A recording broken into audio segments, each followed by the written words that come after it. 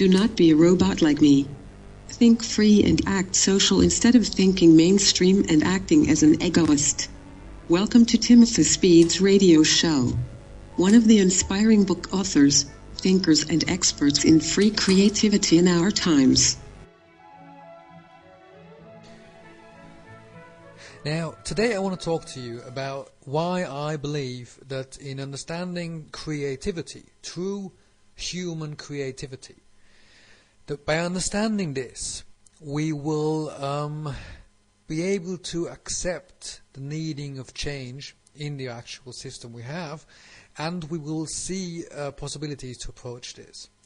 Now, over 12 years ago, I started in the media and advertising business as a graphic designer originally and filmmaker following on, and around 2001, as I wrote my my first book in German language, which was about the media companies and the creation ability of society being weakened by media companies and advertising companies and by the way they work, sort of leading away from quality, leading away from real creativity, and sort of putting the eye on getting the gifts and the real qualities out of human ideas and human idea processes, and bringing, and sort of, instead of helping them to develop through economy. So one could have an idea, would develop products, would get these products in the marketing process and would sell these products. Instead of doing that, the concentration more and more led to just seeing the marketing aspect and not anymore putting any energy into the actual development of concepts, of ideas, of new creations. So the whole industry was moving away from production quality and from innovation ability into what you could see as a takeover of advertising, marketing, economy strategies. So the question at the end of that was just sort of, well, it doesn't matter if the product is totally bullshit. At the end of the day, the advertisers will be able to sell it. So at the rise of the new economy, I noticed this development happening, or I realized it for myself, that this was leading into the wrong direction. That this would mean that economy would weaken itself because it would lose the ability to see quality and to produce quality, because it would not be able anymore. The people in the companies wouldn't be able anymore to approach truth in a creative way, to approach new paths in a creative way, because what they would do, they would go more and more to a conventional way of seeing things. That means the advertisers, the manipulation system of the advertising, would not just only go to the aim groups and to the people buying stuff, but it would also affect the people producing stuff. So what would be created by this would be a tremendous bubble of illusionary, not being able to understand what's going on anymore, and losing total control on directions of production and the dynamics between production and society. So as I discovered this, and also in my first book, I wrote about that we need, or I started for myself to discover that we would need a new approach to creativity, to production, and to the way the economy sort of feeds on that. Now, 2001, I was around 25, 26, something like that, and it was my first book. I had an idea of what it was all about, but I didn't by any means have the knowledge I have today of what it's really all about. Now, in those days, I started off and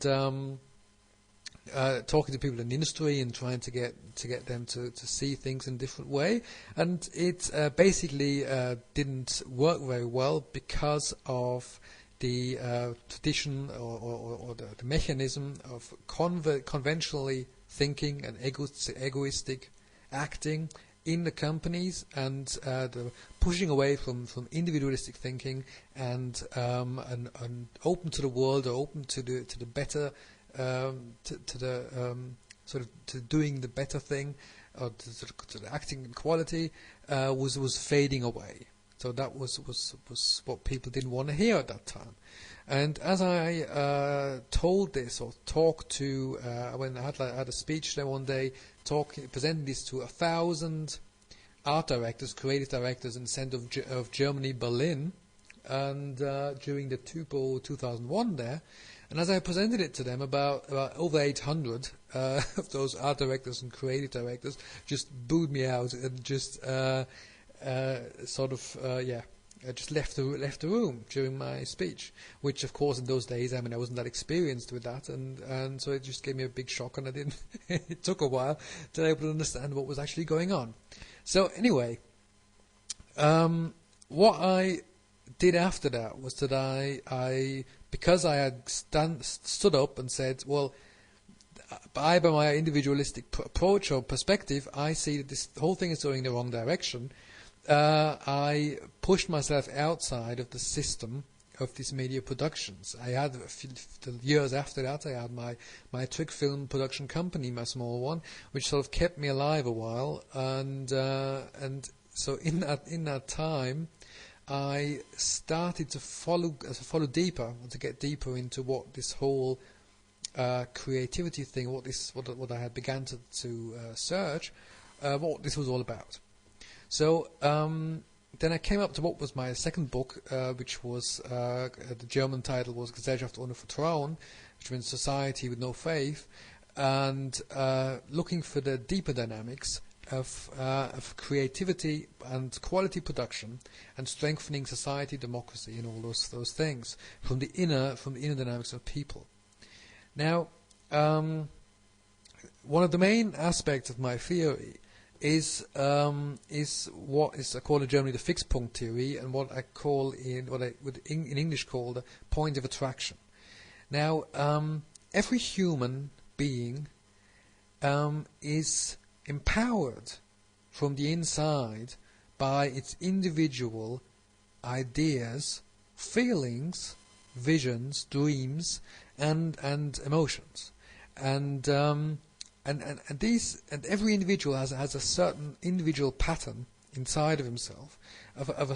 a certain topic, a certain story that he follows during his whole life, that is sort of brought out step by step, or brought into society as the result of partly the experience, biography of the individual,